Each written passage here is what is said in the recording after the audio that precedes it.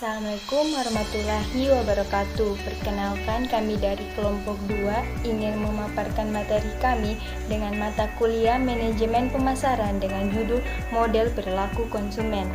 Anggota 2 sendiri dengan saya Nursela Lahabu, Rifti Nurjana, Nur Ibtiat, Rizkiawati Hidayah, dan Marfita Sari. Baiklah, langsung saja masuk di materinya, model perilaku konsumen. Model perilaku konsumen dapat didefinisikan sebagai suatu skema atau kerangka kerja yang disederhanakan untuk menggambarkan aktivitas-aktivitas konsumen.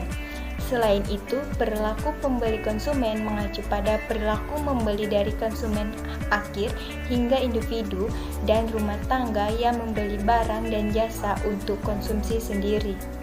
Baiklah, masuk di sub kedua, yaitu karakteristik yang mempengaruhi perilaku konsumen.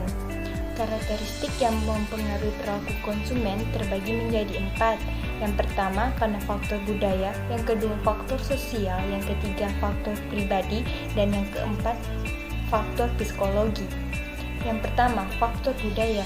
Budaya adalah nilai-nilai yang dipelajari, persepsi, keinginan, dan perilaku dari keluarga dan lembaga penting. Yang termasuk faktor budaya ini ada 2. Yang pertama, subkultur, dan yang kedua, kelas sosial.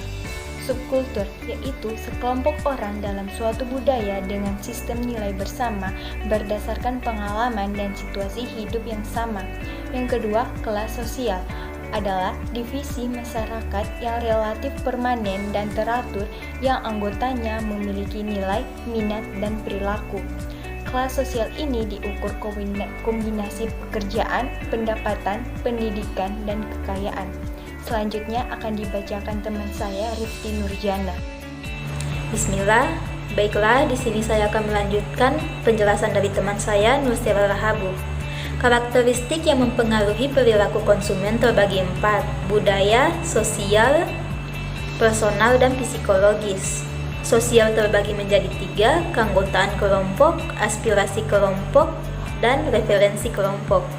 Keanggotaan kelompok adalah kelompok yang mempunyai pengaruh langsung terhadap individu.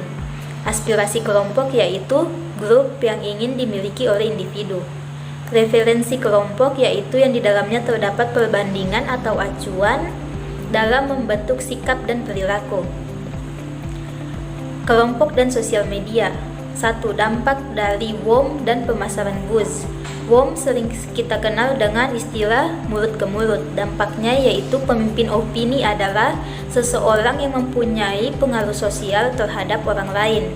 Biasa disebut juga pengadopsi terkemuka. Para pemasar akan mengidentifikasi mereka sebagai duta merek. Yang kedua, jaringan sosial online, termasuk blog, Facebook, atau dunia maya, adalah tempat untuk bertukar opini dan informasi. Yang ketiga adalah keluarga, adalah organisasi pemberian konsumen terpenting dalam masyarakat. Dan yang keempat adalah peran dan status sosial, adalah kelompok keluarga, klub, dan organisasi yang dimiliki seseorang dapat menentukan peran dan status sosialnya. Karakteristik yang ketiga yaitu faktor personal, terbagi menjadi 4: pekerjaan, situasi ekonomi, gaya hidup, dan kepribadian dan konsep diri. Pekerjaan di sini mempengaruhi barang dan jasa yang akan dibeli oleh konsumen. Sedangkan situasi ekonomi mencakup terhadap pendapatan pribadi, tabungan, dan suku bunga. Karakteristik yang keempat yaitu faktor psikologis, terbagi menjadi 4: motivasi, persepsi, belajar, dan keyakinan dan sikap. Motivasi menjadi 2 bagian, yaitu motif dan penelitian motivasi. Motif adalah kebutuhan yang cukup mendesak untuk menuntun individu tersebut untuk mencari kepuasan. Sedangkan penelitian motivasi mengacu pada penelitian kualitatif yang dirancang untuk menyelidiki motivasi tersembunyi dan bawah sadar konsumen. Ketiga, belajar, yaitu perubahan dalam perilaku individu yang didasarkan dari pengalaman. Dan yang terakhir yaitu keyakinan dan sikap. Keyakinan di sini mengacu pada pengetahuan, pendapat, dan iman. Baiklah, sekian dari saya. Selanjutnya akan dilanjutkan oleh teman saya, Nur Ibtiat. Saya akan melanjutkan materi dari saudara Rifti, di mana saya akan membahas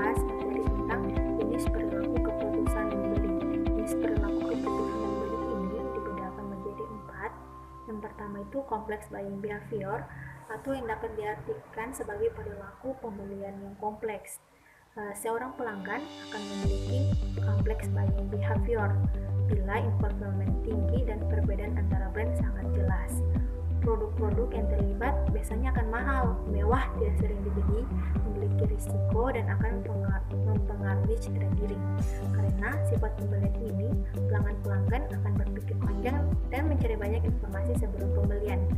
Yang kedua, dissonance reducing buying behavior atau yang dapat diartikan dengan perilaku pembelian pengurangan disonansi.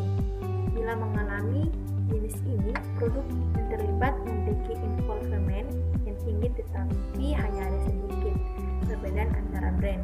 Contohnya adalah sofa. Harga sofa tidaklah murah dan barang tersebut akan digunakan untuk waktu yang lama. Sebagai marketer harus bisa memberikan bukti dan meyakinkan bahwa pembelian mereka adalah pembelian yang tepat. Contohnya kita bisa memberi testimoni pelanggan lain yang menyukai produk tersebut atau menunjukkan keunggulan dan keunikan produk kita. Yang ketiga, variety seeking buying behavior atau dapat diartikan dengan perilaku pembelian kebiasaan. Pelanggan memiliki involvement yang rendah, tetapi perbedaan antara brand ada. Karena itu, pelanggan akan sering melakukan brand switching, yaitu mengganti brand yang mereka gunakan. Contohnya adalah makanan ringan atau pasta gigi.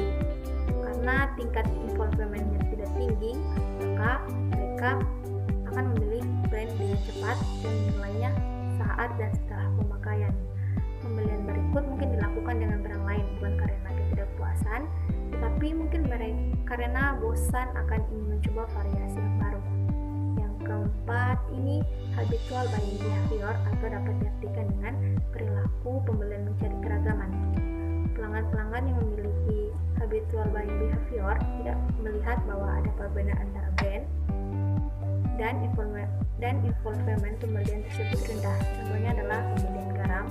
Saat seseorang membeli garam, mereka akan pergi ke pasar atau toko dan langsung membeli. Biasanya, habitual buying behavior akan berhubungan dengan produk yang harganya murah dan sering dibeli. Sebagai marketer, apa yang kita harus lakukan adalah membuat brand kita dikenal. Tidak harus terkenal saja sudah cukup. Yang ketiga, buying behavior ini tergantung kepada brand yang kita miliki. Buying behavior mereka harus diperhatikan secara jelas karena ada perbedaan antara tipe-tipe produk. Saya akan melanjutkan materi yang telah dibawakan oleh teman saya Nur Iftiyat, yaitu materi tentang proses keputusan pembelian. Proses keputusan pembelian terdiri dari 5 tahap. Yang pertama adalah pengenalan kebutuhan, yang kedua adalah pencarian informasi, yang ketiga adalah evaluasi alternatif, yang keempat adalah keputusan pembelian, dan yang kelima adalah perilaku pasca pembelian. Yang pertama yaitu pengenalan kebutuhan, di mana konsumen telah mengenali masalah atau kebutuhan yang dapat dipicu oleh yang pertama rangsangan stimuli internal, dan yang kedua adalah rangsangan stimuli eksternal. Yang kedua ada sumber informasi. Sumber informasi ini terdiri dari sumber publik, sumber pribadi, sumber komersial, dan sumber pengalaman. Yang ketiga yaitu evaluasi alternatif. Evaluasi alternatif ini merupakan tahap dalam proses pengambilan keputusan pembelian, di mana konsumen menggunakan informasi yang telah diperoleh untuk mengevaluasi merek-merek alternatif dalam satu susunan pilihan. Yang keempat yaitu keputusan pembelian, tindakan konsumen saat ketika ingin memilih. Baiklah, saya akan melanjutkan materi yang telah dipaparkan oleh Rizkyawati Hidayah. Materi selanjutnya yaitu proses keputusan pembeli untuk produk baru. Proses adopsi adalah proses mental yang dilalui seseorang, mulai dari pembelajaran pertama tentang inovasi hingga penggunaan rutin akhir. Tahapan dalam prosesnya meliputi yang pertama yaitu awareness atau kesadaran, yaitu diartikan sebagai kondisi di mana seorang individu memiliki kendali penuh terhadap stimulus internal maupun stimulus eksternal. Yang kedua yaitu interest atau bunga. Interest atau bunga adalah tambahan uang sebagai jasa atas sejumlah modal yang ditanam atau kelebihan pembayaran dari yang seharusnya. Yang ketiga yaitu evaluation atau evaluasi, yaitu sebagai proses pengukuran akan efektivitas strategi yang digunakan dalam upaya mencapai tujuan perusahaan. Yang keempat yaitu trial atau percobaan, yaitu metode pendalaman materi dengan mencoba dan menemukan kesalahan. Yang kelima atau yang terakhir yaitu adopsi atau adoption. Adoption atau adopsi yaitu penerimaan inovasi dan atau perubahan perilaku baik yang berupa pengetahuan, sikap maupun keterampilan pada diri seseorang. Materi selanjutnya yaitu proses keputusan pembeli untuk produk baru. Pengaruh karakteristik produk terhadap tingkat adopsi. Yang pertama yaitu relative advantage atau keuntungan relatif, yaitu dalam hubungan internasional adalah tindakan negara untuk mengejar keseimbangan kekuasaan tanpa mempertimbangkan faktor-faktor lain seperti ekonomi. Yang kedua yaitu compatibility atau kesesuaian, yaitu tingkat kesesuaian dengan nilai pengalaman lalu dan kebutuhan dari penerima.